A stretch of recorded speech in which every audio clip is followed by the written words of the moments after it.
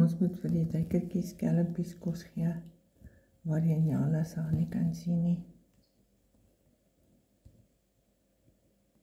Gooi sommer hier so by die venster so handvol uit.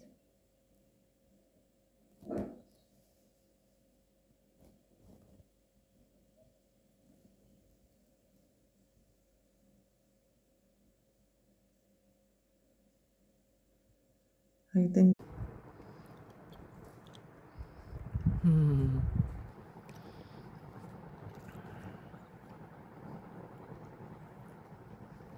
weer swart kwas terug. Mense is dwergmuishondjies. Sy moet nou versigtig wees. Hy is alleenlopend. Die dwergmuishondjies is in 'n trop. So hulle verjaag hom, want hulle kom. Hier is nog 'n swart kwas muishond.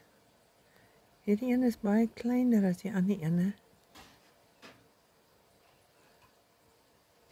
Hierdie behoort aan 'n jongetjie te wees in my oë.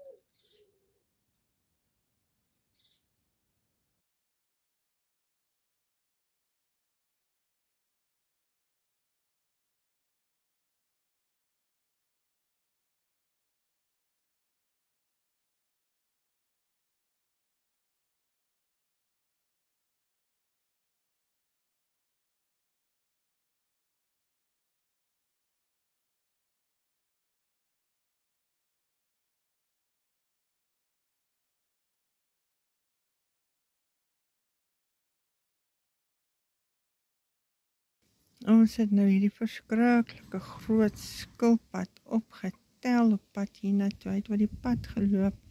Gelukkig het ons hom raak gesien. Kon hom optel. Ek gaan hom nou hier vrylaat by die lappa. Nou, vinnig loop hy. Net nou val hy af van die bakkie af.